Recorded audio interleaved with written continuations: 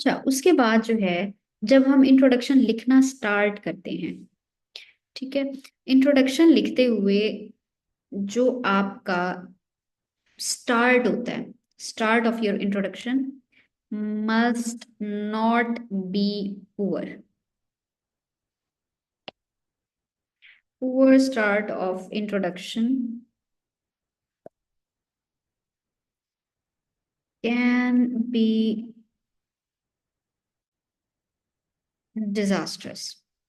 ठीक है, क्यों? क्योंकि आपका जो फर्स्ट सेंटेंस होता है, फर्स्ट सेंटेंस ऑफ इंट्रोडक्शन, वो ऑलवेज ऑलवेज हुक करता है। उस इसीलिए ना उसको हम बाजुकात आप सुनते रहे होगे, या अगर आप नहीं भी सुना होगा, तो उसमें ये होता है कि हम इसको जो है हुक की तरह हम उसको कर रहे होते हैं, हुक की फॉर्म में ले रहे होते हैं, कि पहला आपका हुक स्टेटमेंट दी जा रही होती है, जिसको हम एक प्रॉपर वे में रखते हैं, कि पहला सेंटेंस आपका इंट्रोडक्शन का फर्स्ट सेंटेंस जो होता है वो प्रॉपर वे में होना चाहिए, जो किसी की आप जो अटेंशन कैच करते हो वो अटेंशन जो है वो सीख करने वाला हो, लाइक के आप जो है उसको प्रॉपर वे में एक बहुत ही अच्छा सेंटेंस सोच समझ के बनाते हो और वो लिखते हो। अच्छा, इसके लिए ना देखो, जब आप पेपर में जाके बैठते हो ना, तो हमारे पास अगर कोई बच्चा जो है वेल रेड है, लिखता बहुत अच्छा है, तो वो बना लेगा, मतलब फर्स्ट सेंटेंस वो बना लेगा। अदरवाइज क्या होता है, जो मल्टीपल टॉपिक्स मैंने आपको सबसे पहले दिए थे, शुरू में दिए थे, उन सब की जो हुक स्टेटमेंट्स होती है ना, वो हम बना के अपने पास रखते हैं, लाइक के फर्स्ट उसका जो है। अब इसमें बाज़ औक़ात ऐसा होता है कि या तो वो बच्चा खुद बना रहा होता है।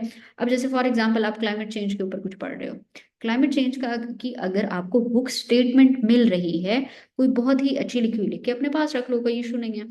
अगर आपको एजुकेशन पे मिल रही है, अगर आपको गवर्नेंस पे मिल रही है, अगर आपको डेमोक्रेसी पे मिल रही है, या अगर आप उसको खुद बनाना चाह रहे हो, तो आप खुद बनाओगे और अपने पास सेव रख लेते हो।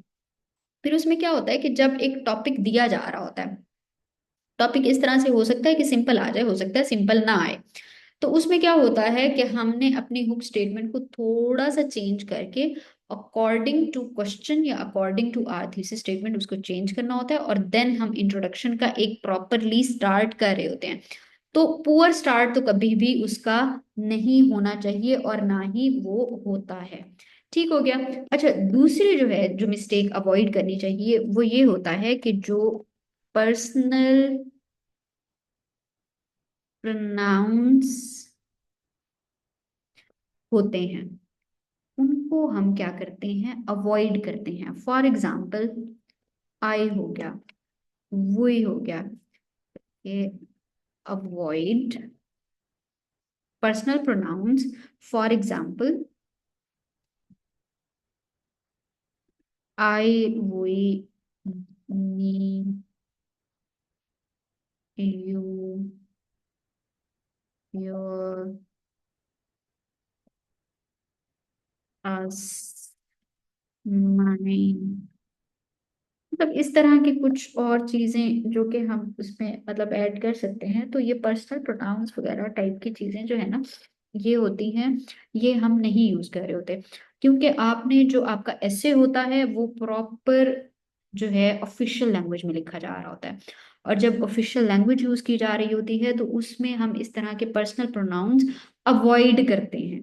ठीक है, बाज़ औक़ात ऐसा होता है कि एक जगह कहीं अगर जाकर यूज हो गया है, इंट्रोडक्शन में नहीं, आगे जाके, ठीक है, तो उसको हम रख लेते हैं, लेकिन स्टिल हम क्या करेंगे, हम उसको अवॉइड करेंगे, जो पर्सनल प्रोनाउंस होंगे या इस तरह के मल्टीपल चीजें, वो हम जो है अवॉइड यहाँ पर लाजमी कर रहे होते हैं। अच्छा, इसके अलावा जो है ना, फैक्ट्स और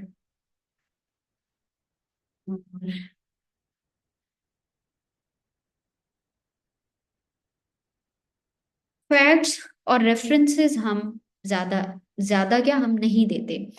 क्यों? क्योंकि जब तक आपने आपने जो इंट्रोडक्शन लिखना होता है, वो एक समझें कि एक्सप्लेनेशन की फॉर्म में होता है, क्योंकि वो एक्सप्लेन आप कर रहे होते हो किसी चीज को, तो वहां पर आपको आपने कोई चीज प्रूफ तो नहीं करनी ना। प्रूफ वर्क करने वाला पॉइंट आता है जब आप पैराग्राफ राइटिंग की तरफ जा रहे होते हो, जब एक पर्टिकुलर टॉपिक के ऊपर या पर्टिकुलर आपने जो एक कॉन्सेप्ट दिया है उसको उसको आपने या तो प्रूव करना होता है या डिसप्रूव करना होता है। इसमें क्या होता है, इसमें तो आपकी सिंपल एक्सप्लेनेशन चल रही होती है, तो उसमें आपने फैक्ट और रेफरेंसेस लिखने की कोई इतनी खास जरूरत नहीं है। बाज औकात बच्चों के माइंड में ये होता है कि अगर हम उसको कोटेशन से स्टार्ट कर लें, ठीक है, या तो कोटेशन से स्टार्ट कर लें या कोटेशन पे एंड कर दें।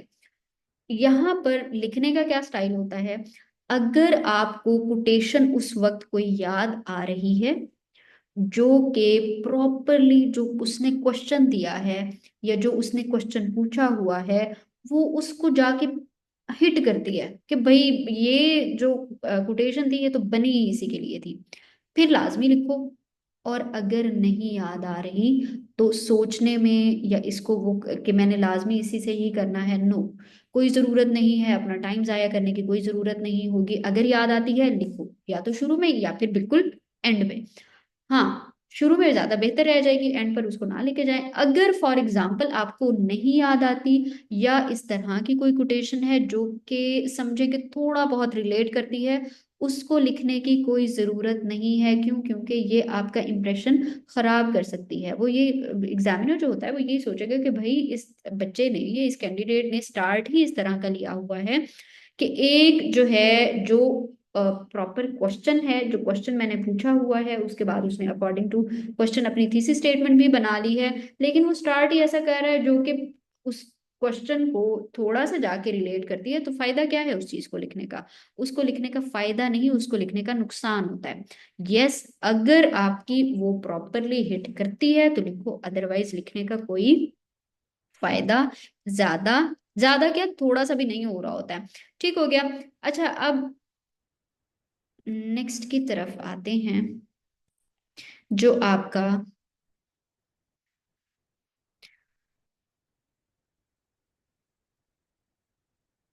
केस स्टडीज,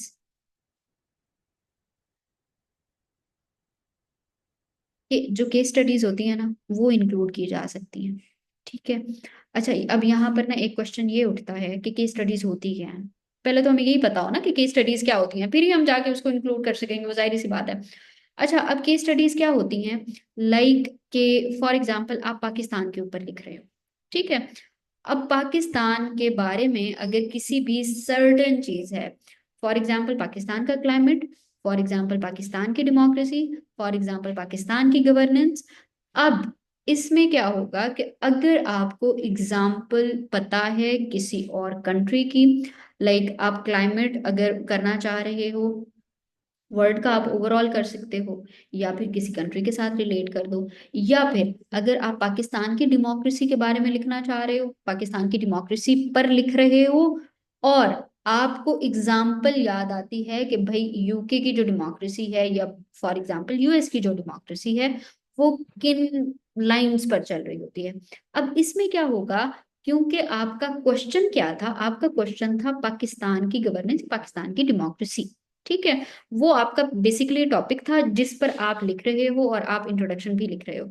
जब आपने, आपको अगर एग्जाम्पल याद आती है किसी और कंट्री के साथ रिलेट करना, कंपेयर करना, यहाँ पर उस चीज को क्या क्या कह रहे होते हैं, केस स्टडी के फॉर्म में हम उसको ले रहे होते हैं। और वो क्या होती है कि हम उसको क्या, केस स्टडी के फॉर्मेट को हम इंट्रोडक्शन में ऐड कर सकते हैं। यस, हम इंट्रोडक्शन में केस स्टडीज को ऐड कर रहे होते हैं, फैक्ट्स और डेटा या इस तरह का जो रेफरेंसेस होते हैं वो हम अवॉइड कर रहे होते हैं।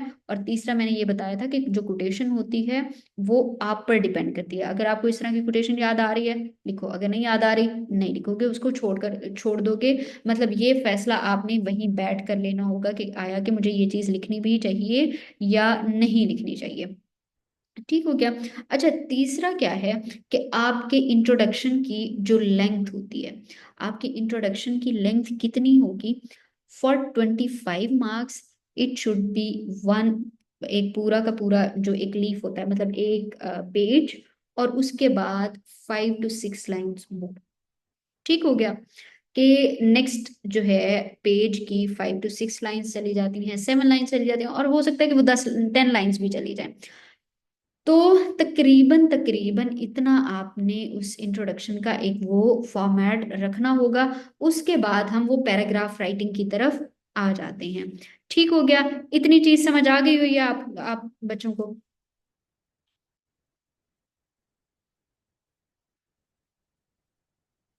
अब हम आते हैं स्ट्रक्चर ऑफ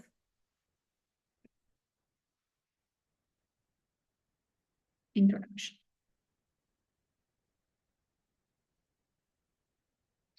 स्ट्रक्चर क्या होता है? वो किस फॉर्मेट में होता है? स्ट्रक्चर जो है ना, वो इस तरह से होता है कि हम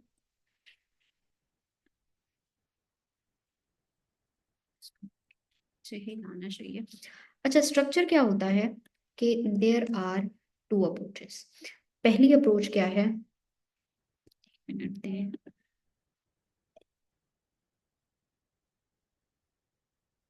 दो किस तरह से अप्रोचेस होती हैं? पहली है आपके पास थी जनरलिस्ट अप्रोच,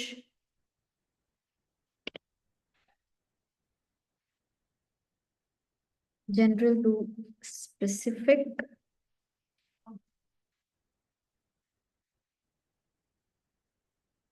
दूसरा है आपका स्पेसिफिक टू जनरल। अच्छा, अब पहले ना आराम से बैठ के दोनों का सुन लें कि क्या फर्क क्या होता है, क्योंकि दोनों अप्रोचेस ठीक होती हैं। अब इसमें ये होता है कि हमने कौन सा अडॉप्ट करना है, और मैं आपको ये बताऊंगी कि मैंने कौन सा अडॉप्ट किया हुआ था, और हम उसी के अकॉर्डिंग अगर लेके चल रहे होंगे, और अगर बच्चा उससे डिफरेंट करना चाह रहा है तो वो कर सकता है। दोनों अप्रोचेस ठीक है। जनरल टू स्पेसिफिक क्या होता है कि जो आपका स्टार्ट ऑफ योर इंट्रोडक्शन है, like first sentence then second sentence, उसमें क्या होता है कि आप फर्स्ट सेंटेंस जनरल रखते हो। लाइक आप एजुकेशन पर लिख रहे हो, एजुकेशन का एक जनरल हुक सेंटेंस बनाया जा रहा होता है, जनरल, स्पेसिफिक नहीं। उसमें जो है आप एजुकेशन के बारे में कह सकते हो, पाकिस्तान के एजुकेशन सिस्टम के बारे में कह सकते हो, कोई भी इस तरह का आप सेंटेंस लिखोगे।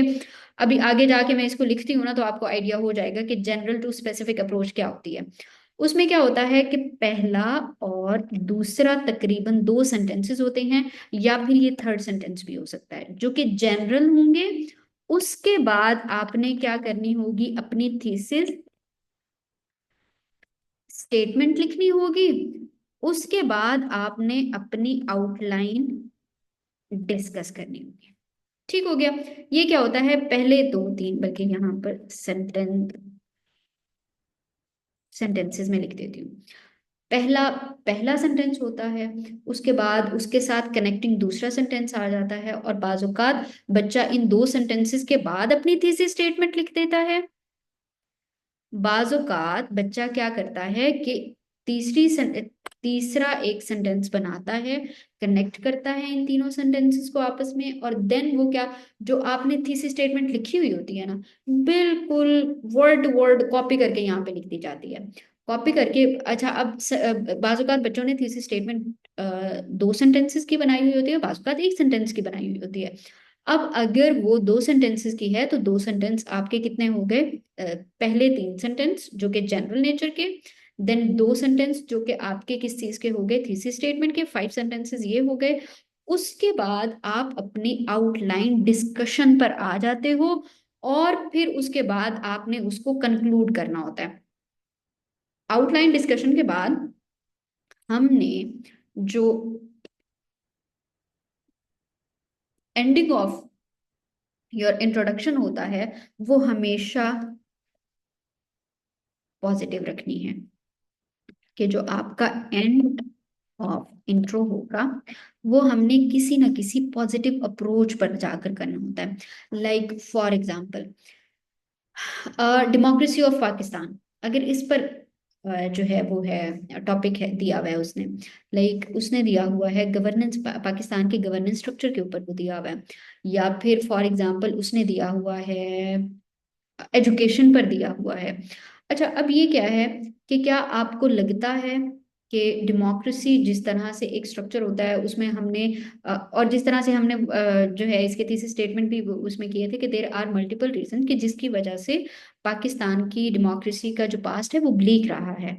अब क्या है, क्या आपको लगता है कि ये चीज इसी तरह से हमेशा चलती रहेगी और ये चीज एंड नहीं हो रही होगी? हम इस तरह से एक पेसिमिस्ट अप्रोच नहीं बल्कि एक पॉजिटिव अप्रोच के साथ जाते हैं कि भाई ये कहीं ना कहीं जाकर ब्रेक डाउन होगा, कि देर आर मल्टीपल रीजंस और उसके इम्पैक्ट्स भी आ रहे हैं, लेकिन हमने उसको सॉल्व करना है, हमने उसका सोल्यूशन देना है। आप वहां पर जो है क्रिटिसिज्म करने के लिए नहीं बैठे हुए हो, आपने उसको प्रॉपरली हर एक चीज को सॉल्व करके देना होता है। क्यों? क्योंकि आपका जो जिस आप जॉब के लिए जा रहे हो उसकी नेचर ही इसी तरह की है कि आपने तो चीजों को का सोल्यूशन लेकर आना है ना, आपने चीजों को सॉल्व करना है, ना कि आपने चीजों को सिर्फ पिन पॉइंट करना है कि भाई ये भी प्रॉब्लम है, ये भी प्रॉब्लम है, ये भी प्रॉब्लम है। तो जब तक उसका पॉजिटिव एंड नहीं होता है हम उसको नहीं छोड़ रहे होते हैं। ठीक हो गया? तो एंड जो है वो उसका पॉजिटिव ही होगा और उसके बाद हम नेक्स्ट की तरफ जा रहे होंगे। अच्छा, स्पेसिफिक टू जनरल अप्रोच में क्या होता है कि आपका जो फर्स्ट सेंटेंस होता है इसी का ही उल्टा कर लो। लाइक आपका जो फर्स्ट सेंटेंस होता है वो होता है आपका स्पेसिफिक करके। ठीक है? और इसमें क्या होता है कि कुछ बच्चे क्या करते हैं थीसिस स्टेटमेंट को, जैसे अब यहाँ पर हमने थीसिस स्टेटमेंट कहाँ पर लिखी थी, सेकंड पॉइंट पे जाके, जो कि तकरीबन तकरीबन 3 सेंटेंसेस के बाद आ रहा है। यहाँ पर आप एक सेंटेंस लिखते हो और उसमें आप क्या करते हो, फौरन से उसको थीसिस स्टेटमेंट की तरफ लेकर आ जाते हो।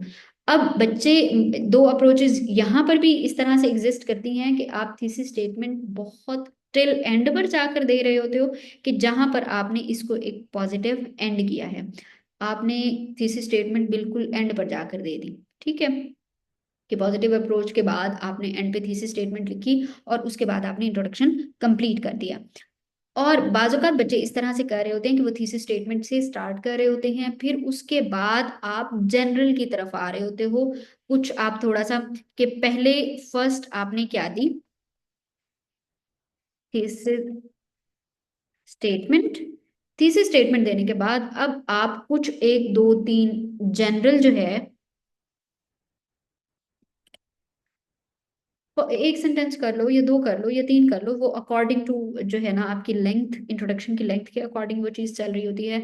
या फिर आप एक सेंटेंस या दो सेंटेंसेस जो है वो जनरल देते हो, फिर उसके बाद आप बिल्कुल सिमिलर वे में, फिर उसके बाद आप आउटलाइन डिस्कस करते हो, और आउटलाइन डिस्कस करने के बाद आप उसका एक पॉजिटिव एंड लेकर आते हो। या फिर यही चीज क्या होती है कि आप थीसिस स्टेटमेंट एंड पर लेकर चले जाते हो, बिल्कुल एंड पे, और कि मतलब लास्ट वाला जो सेंटेंस होता है वो आपकी थीसिस स्टेटमेंट होती है। तो उसमें क्या होता है कि आप पहले क्या करते हो, एक जनरल हुक स्टेटमेंट देते हो, उसके फौरन बाद आप क्या करते हो, आउटलाइन डिस्कशन की तरफ आ जाते हो, और एंड पर जाकर आप क्या करते हो, अपना अपनी थीसिस स्टेटमेंट को लिखते हो और आपका इंट्रोडक्शन कंप्लीट हो गया। यहां तक किसी बच्चे का कोई क्वेश्चन हो तो?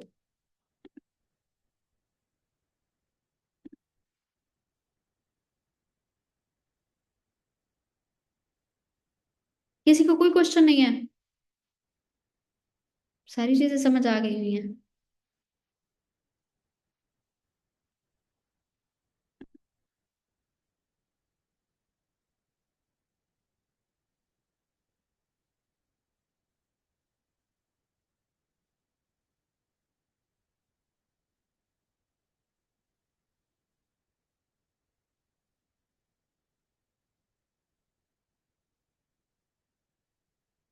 अच्छा जी, चलें, फिर अब हम लिखते हैं इंट्रोडक्शन।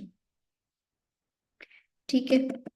अच्छा, आपकी ना आउटलाइन जहां पे भी खत्म हुई है, जिस भी पेज पर जाकर खत्म हुई है, चाहे वो पेज की ना पहली लाइन ही क्यों ना हो, कि आपने सिर्फ पेज की एक लाइन लिखी है और आपकी आउटलाइन खत्म कंप्लीट, आपने क्या करना है, नीचे वाला सारा पेज खाली छोड़ना है, नेक्स्ट पेज पर आना है, दोबारा से अपना जो आपको क्वेश्चन उसने दिया हुआ होता है या टॉपिक उसने दिया हुआ होता है, मतलब जो क्वेश्चन पेपर में होता है, आप वो क्वेश्चन या वो टॉपिक दोबारा से लिखते हो यहाँ पर, मार्कर के साथ।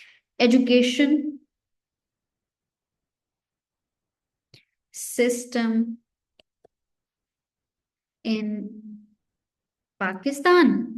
और उसके बाद जो है आप क्या करते हो, नीचे मतलब वो जितना भी आप उसमें लिख रहे होते हो ना, उसके बाद आपने अपना इंट्रोडक्शन स्टार्ट कर देना होता है। अच्छा, एक मिनट है।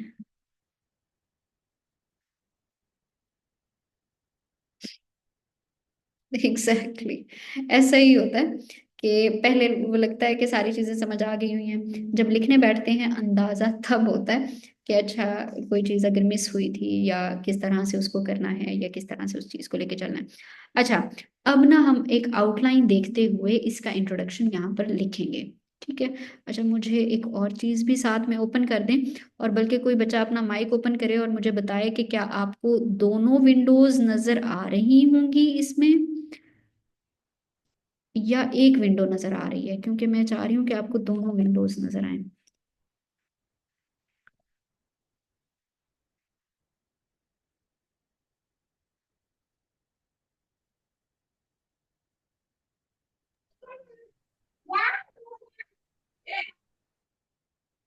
अच्छा, अब आपको क्या सेकंड विंडो नजर आ रही है इसमें? ये जो मैंने अभी एक पिक्चर ओपन की है जिसमें आउटलाइन, इंट्रोडक्शन और reasons of outdated education system in Pakistan लिखा हुआ है।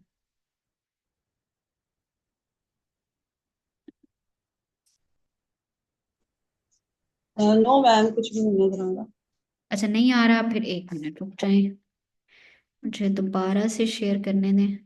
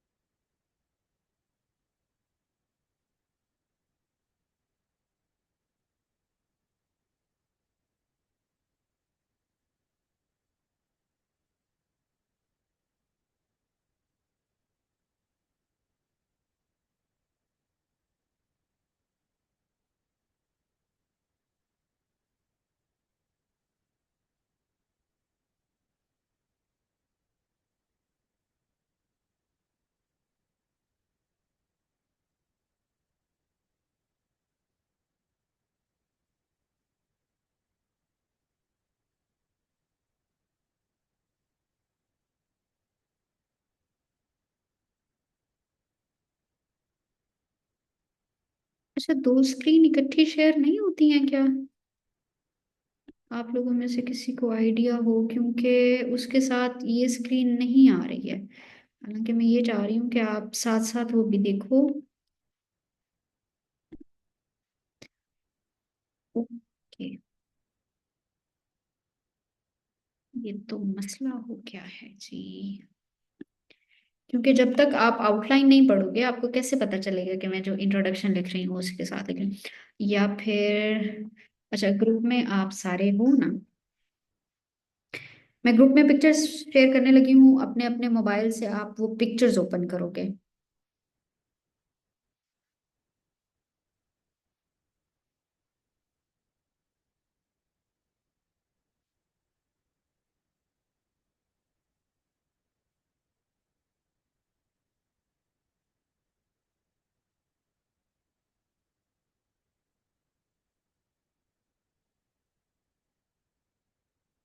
मैं आपको पिक्चर सेंड हुई होंगी, इसको ओपन करें, और लाजमी ओपन करके बैठना है सबने, क्योंकि अकॉर्डिंग टू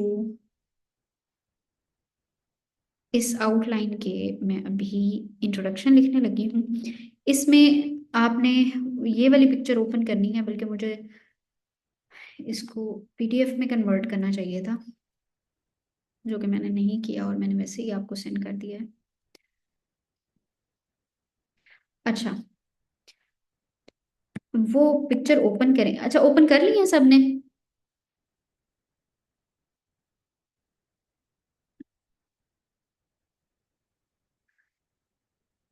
वो पिक्चर ओपन करें जहां पर outline, introduction, reasons of outdated educational system in Pakistan आ रहा है।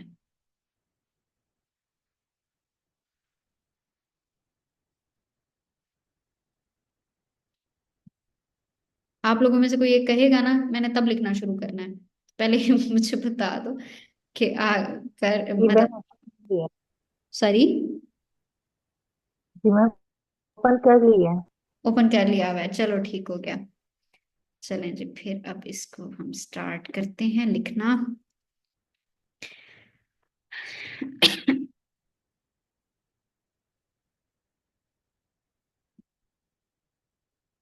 एक पिक्चर बल्कि मुझे भी ओपन करने दें।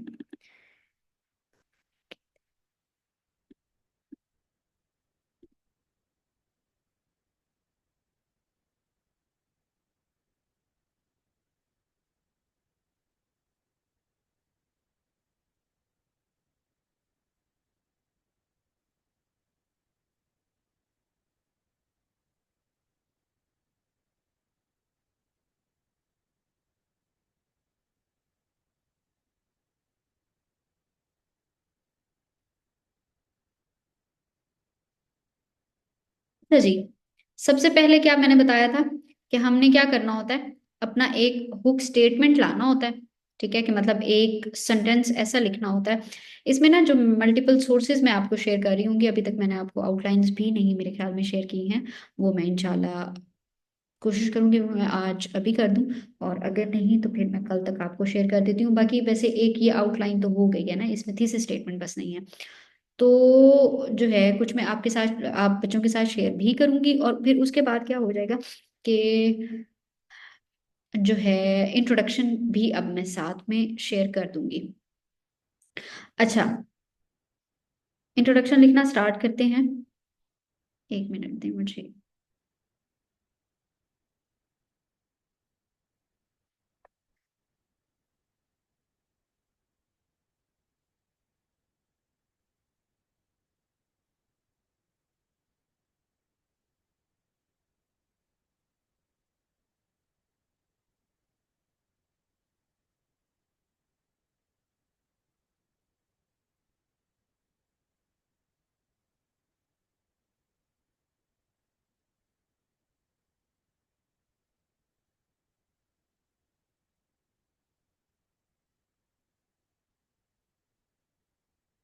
अच्छा, मुझे ना दो तीन सेंटेंसेस लिखने दें, फिर उसके बाद मैं अलग अलग से ना सबको जाके जो है वो आपको बताऊंगी कि हमने किस अप्रोच के साथ किस तरह से मैंने इसको लिखा है।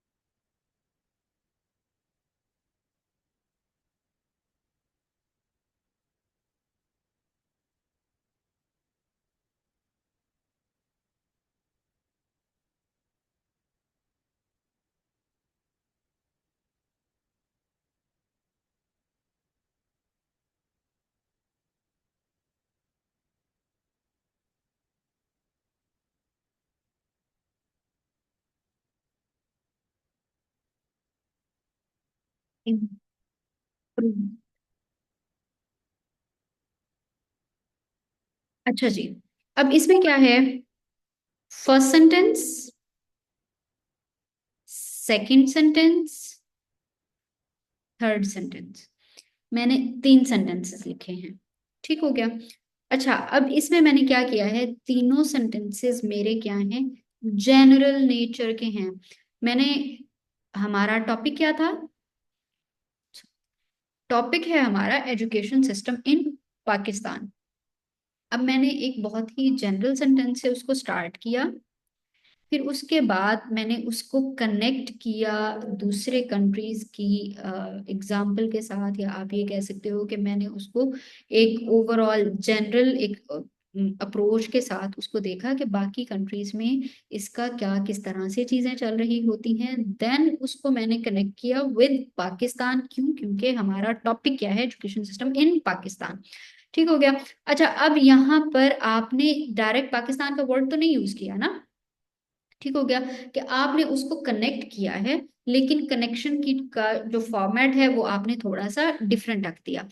अब ये आपके क्या हो गए, जनरल जो हमने सेंटेंसेस लिखने थे। अच्छा, अब जैसे मैंने आपको कहा था कि जो हमने दो अप्रोचेस देखी थी, ये वाली, इसमें मैंने जिस स्टेटमेंट या जिस अप्रोच के साथ मैंने किया वो है जनरल टू स्पेसिफिक के साथ। मैं उसी के साथ आपको करवा रही हूँ कि अगर आपको लगता है कि आप डिफरेंट फॉर्मेट में इस तरह से जाके कर सकते हो, आप करके मुझे चेक करवा दीजिएगा, मैं चेक लाजमी कर दूंगी। लेकिन हम तकरीबन इस अप्रोच के साथ चल रहे होंगे। ये वाली अप्रोच ना बेसिकली होती है जरा सेफ किस्म की, और इस पर इतना टाइम नहीं लग रहा होता। ये वाली जो मतलब होती है, इसमें क्या होता है कि बाज़ औक़ात बच्चे जो है ना, वो स्टार्ट इस तरह से भी कर रहे होते हैं कि एक स्टोरी वाइज मतलब स्टार्ट हो रहा होता है, बहुत ही जनरल और स्टोरी वाइज स्टार्ट होता है। उसमें क्या होता है कि आपकी राइटिंग प्रैक्टिस अगर बहुत अच्छी है ना, परफेक्ट है, फिर आप उस तरफ मतलब वो लेकर आ सकते हो। और उसमें आपको बहुत ज्यादा लिखना लिखना टाइप इस तरह से कि आपको पहले आपने अच्छा खासा लिखा हुआ हो तो फिर आप उसको जाकर हैंडल कर सकते हो। अदरवाइज ये एक सेफ ऑप्शन है जो कि आप इसको अडॉप्ट कर सकते हो। ठीक हो गया। अच्छा, अब जैसे मैंने ये कहा कि जनरल टू स्पेसिफिक वाला हम कर रहे होंगे, तो पहले तीन सेंटेंसेस क्या थे, जनरल थे, जो कि मैंने आपको बताया कि हमने पहले तीन सेंटेंसेस जनरल रखने हैं। अभी यही चीज क्या आपको इसमें नजर आई, इस इन स्टेटमेंट्स में, क्या इन सेंटेंसेस में आपको जनरल नेचर नजर आई है? यस, ये जनरल नेचर के ही हैं ये तीन सेंटेंसेस। मैंने तीन सेंटेंसेस को आपस में कनेक्ट किया और मल्टीपल उसको इंफॉर्मेशन दी। अब हमने नेक्स्ट किसकी तरफ जाना था, नेक्स्ट हमने जाना था थीसिस स्टेटमेंट की तरफ। अब मुझे थीसिस स्टेटमेंट लिखने दीजिएगा, फिर उसके बाद हम नेक्स्ट जा रहे होंगे। अच्छा, इसको ना मैं मल्टीपल कलर्स में ना डिफरेंट करती जाऊंगी।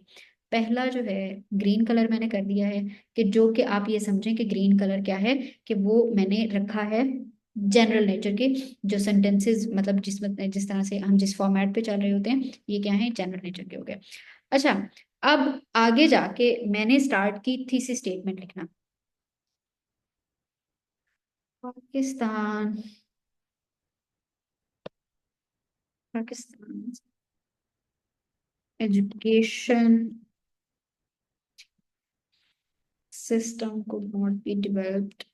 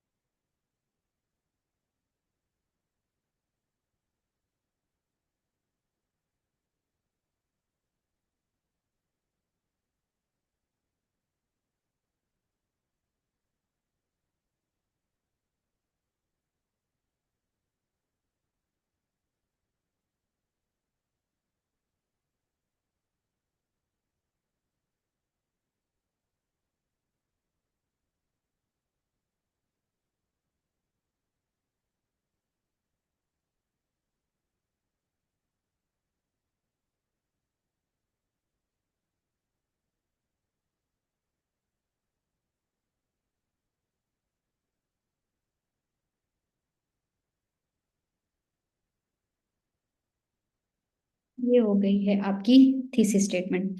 कि उसके बाद जो आपने थीसिस स्टेटमेंट बनाई थी उसको आपने कॉपी करके यहाँ पर लिख दिया। ये हो गया डिफरेंट कलर में। ठीक हो गया। पहले तीन sentences general, then thesis statement का एक या दो जो क्या कहते हैं सेंटेंसेस, देन उसके बाद हम किस चीज की तरफ आते हैं, आउटलाइन डिस्कशन के ऊपर। अच्छा, अब आपने ना एक बात सुन ले मेरी। अब आपको जो मैंने पिक्चर सेंड की है उन पिक्चर्स को आप खोलोगे, लाइक आपका जो एक आउटलाइन लिखी हुई होती है, जैसे आपने रीजंस लिखी, रीजंस हो सकता है आपने दो लिखी हो, सॉरी तीन लिखी हो या चार लिखी हो, क्योंकि उस दिन भी हमने डिस्कशन की थी कि हमने जो उसकी रीजंस लिखनी होंगी, तीन से चार हम रीजंस लिख रहे होंगे। अगर वो थ्री डायमेंशन में चल रही है, चल रहा है आपका ऐसे, तो उसको हम क्या करेंगे, उसको हम तीन जो है रीजंस, तीन इम्पैक्ट्स और तीन सॉल्यूशंस, नाइन टोटल आपके ये वो हो जाएंगे, पैराग्राफ्स हो जाएंगे। अगर नहीं तो आप इसको ज्यादा या कम भी कर सकते हो, डिपेंडिंग अपॉन कि आपने उसको जो है टू डायमेंशन में अगर रखा हुआ है या अगर वन डायमेंशन में रखा हुआ है, तो वो वैसे ही डिफरेंट वो चीज हो जाती है। तो इसमें क्या है कि आपने एक सेंटेंस के अंदर जो मल्टीपल आपने चीजें लिखी होती हैं, मल्टीपल कॉन्सेप्ट लिखे हुए होते हैं। लाइक अगर आपने तीन रीजंस लिखी हैं, पहली आपने लिखी है आउटडेटेड सिलेबस, जो कि पहले आपको नजर भी आ रही होगी, आउटडेटेड सिलेबस। दूसरा आपने लिखा हुआ था, मतलब इसी में ही, tussle between public and private education system, sorry ये दूसरा हो गया। तीसरा इसने क्या लिखा हुआ है, lack of proper research and creativity. ठीक हो गया, अब ये तीन हो गए। एक सेंटेंस के अंदर आपने मैक्सिमम इन तीन जो है, जो तीन मल्टीपल आपने कॉन्सेप्ट्स दिए हैं, रीजंस दिए हैं, इनको आप कॉमा लगा के आपस में जोड़ते हो। लाइक आउटडेटेड सिलेबस, दूसरा tussle between public and private education system, तीसरा आप क्या लिखोगे, lack of proper research and creativity. अगर आप इसको लिखना चाह रहे हो, उसमें क्या होगा कि एक सेंटेंस के अंदर आप सिर्फ और सिर्फ तीन, और ये मैक्सिमम होते हैं, सिर्फ और सिर्फ तीन रीजंस लिखोगे, फिर उसके बाद आप इस सेंटेंस को कंप्लीट करोगे और फिर आप नेक्स्ट सेंटेंस की तरफ जाओगे। ठीक हो गया। अब आपने क्या करना होता है, मैक्सिमम तीन होता है, अदरवाइज हम एक भी लिख रहे होते हैं और दो भी लिख रहे होते हैं। ठीक हो गया, मैक्सिमम तीन तक जाना है, अदरवाइज आप क्या करोगे कि आप सेंटेंस और ज्यादा लंबा करना शुरू कर दोगे, और सेंटेंस को हमने इतना ज्यादा लंबा नहीं करना होता है। बस ये बात मैंने आपको बतानी थी। अब मैं लिखती हूँ अकॉर्डिंग टू गिवन जो आपको मैंने दिया हुआ है, उसके अकॉर्डिंग हम इसको किस तरह से लिख रहे होंगे।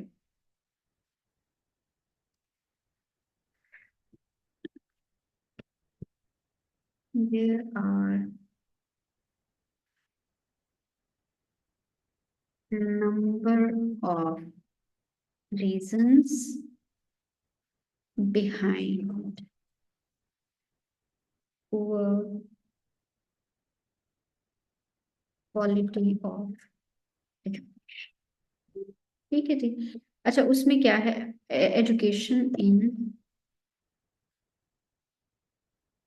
इन Pakistan.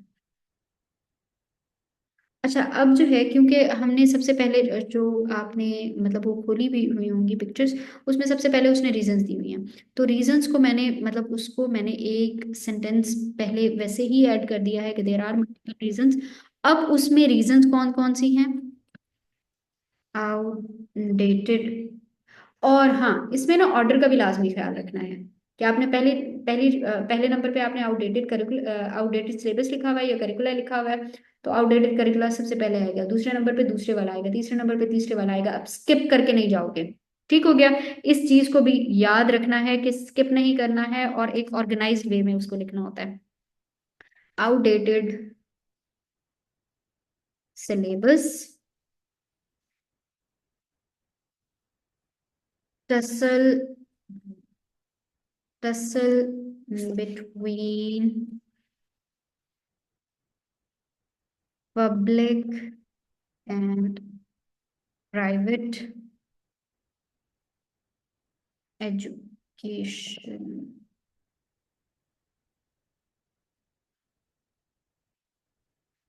sectors and lack of proper research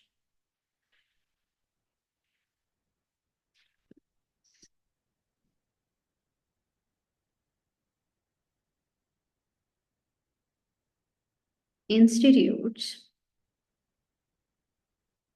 are the major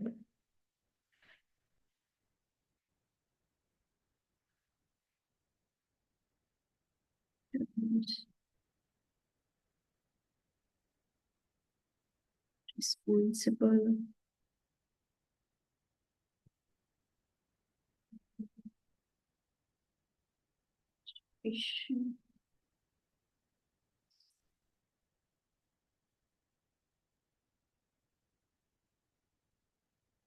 sentence जरा लंबा हो गया, बट स्टिल हमने क्योंकि वो तीन ऐड किए हैं इस वजह से। अदर फैक्टर्स इंक्लूड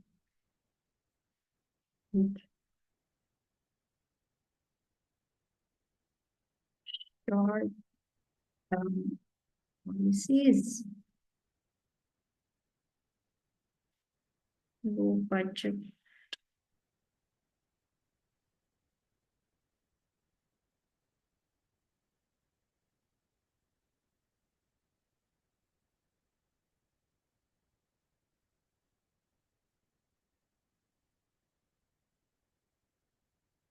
ये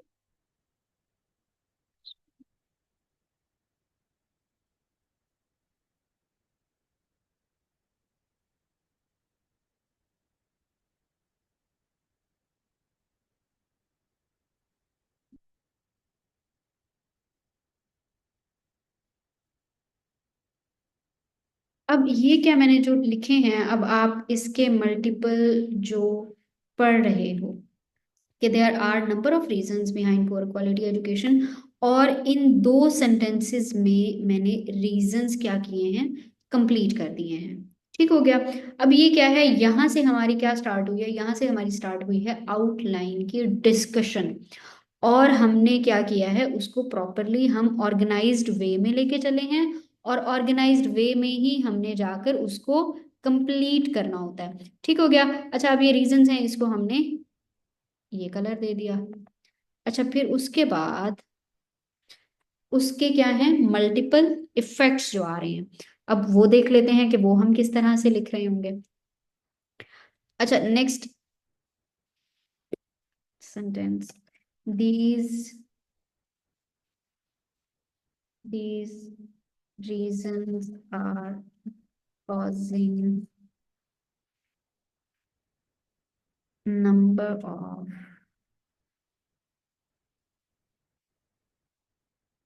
serious impacts for the country, lack of critical।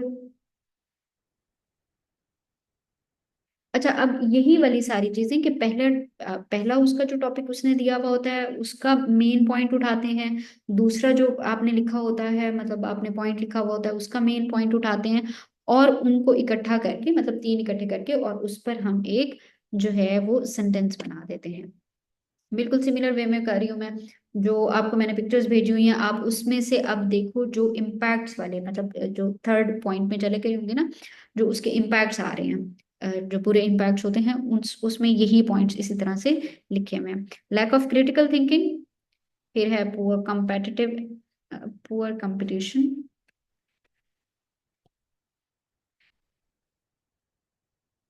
Poor competition के बाद है increased gender gap, are the top consequences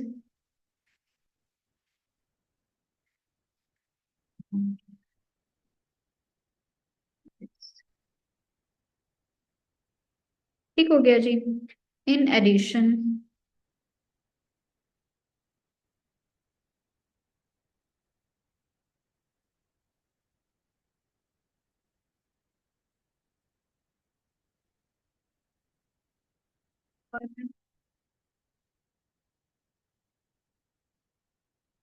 extremism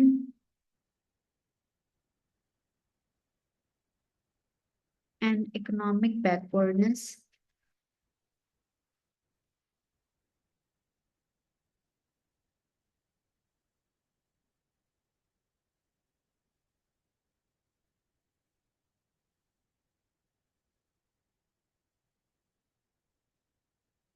other effects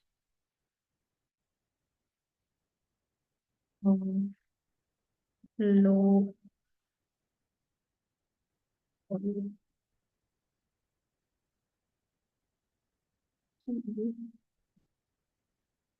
low quality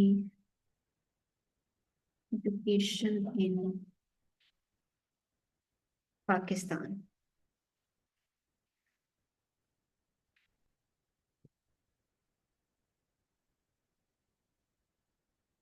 अच्छा जी, ये रीजंस के बाद ये हैं, आ गए आपके इम्पैक्ट्स आ गए। ठीक हो गया। ये सारे के सारे जब आपने इम्पैक्ट्स लिख दिए उसके बाद आप किस तरफ आ जाते हो, सॉल्यूशंस ही आप बच गए हैं। सॉल्यूशंस आप लिखोगे और उसके बाद एक पॉजिटिव एंड करोगे उसका और जाकर उसको कंप्लीट कर दोगे। अच्छा, अब यहाँ पर हम एक जो है सॉल्यूशंस की तरफ किस तरह से आते हैं कि how ever these issues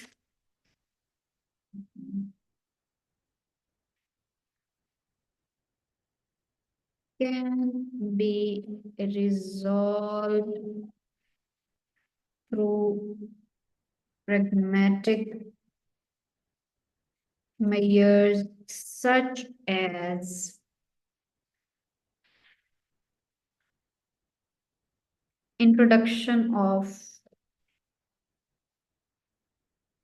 uniform curriculum बल्कि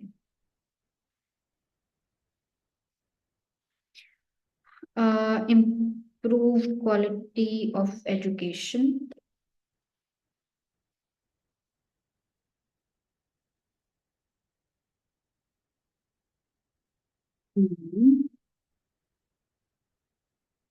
increase education budget। ठीक हो गया। अच्छा, यहाँ पर मैंने तीन जोड़ी हैं, फिर उसके बाद आप नेक्स्ट दो जोड़ोगे और उसके बाद आपने पॉजिटिव एंड इस तरह से लिखना है। मैं अभी आपको बता देती हूँ, लिखती नहीं हूँ इसको। तो उसमें क्या होगा कि आप क्या लिखोगे कि इफ दीज, या इफ भी लिखने की जरूरत नहीं होती, या मल्टीपल सेंटेंसेस वो उसी के अकॉर्डिंग ही बनाए जा रहे होते हैं कि these mayors can bring prosperity in Pakistan and Pakistan's education system will flourish through these pragmatic measures। अब इसमें क्या होता है कि आपकी एक पॉजिटिव इंक्लिनेशन आ जाती है कि आप ये कहते हो कि भाई जो मैंने, और ये क्या है आपकी मल्टीपल, एक मिनट, ये क्या है आपकी मल्टीपल सॉल्यूशंस जो आपने प्रोवाइड किए, या मल्टीपल सजेशंस जो आपने प्रोवाइड किए कि भाई अगर इन पे काम हो जाता है ना, तो फिर उसके बाद जो है क्या क्या होगा कि आपका एजुकेशन सिस्टम भी ठीक हो जाएगा और पाकिस्तान जो है वो फ्लरिश भी करेगा, पाकिस्तान प्रोग्रेस भी करेगा। तो ये क्या हो जाएगी, वो उसकी एक पॉजिटिव अप्रोच हो जाएगी और उसके बाद हम जाकर उसको फुल स्टॉप लगाते हैं और उसको जाकर एंड कर देते हैं। ठीक हो गया। जब आप अगर इसी को ही लिखने बैठोगे, इस तरह के फॉर्मेट में लिखने बैठोगे, तो उसमें क्या होगा, क्योंकि आपने यहाँ पर ये जो पोर्शन है ना, ये थोड़ा सा यहाँ पर बढ़ा गया है, वो इस वजह से क्योंकि मल्टीपल जो कॉन्सेप्ट्स लिखे हुए थे वो ज्यादा हैं यहाँ पर। इसी को जैसे मैंने अभी आपको कहा कि अगर आप 9 सेंटेंसेस बनाते हो तो वो यही चीज शॉर्ट हो जाएगी, क्योंकि ये आपका जाएगा 1.5 पेज तक तकरीबन, वो आपका चला जाएगा 1 page and almost 6 to 7 line और 10 लाइन्स में भी। तो उस तरह से आपने क्या करना है, उसको एक दफा से करो, पढ़ो उसको बैठकर, मतलब लाइक कि आप इसको इसी पर ही दोबारा से चाहे इसी तरह से लिख दो कि ये लिखो, और फिर उसके बाद एक और टॉपिक उठाओ, उस पर आप इंट्रोडक्शन लिखो और वो मुझे सेंड करें, भेजें। और मेरे पास दो बच्चों की, के एक बच्चे की थीसिस स्टेटमेंट मेरे पास पड़ी हुई है और एक बच्चे की अभी मैंने खोल के नहीं देखा था, तो जो है वो इंशाल्लाह मैं फिर चेक करके तो होप सो जल्दी ही आपको सेंड कर देती हूँ, आपको वापस कर दूंगी।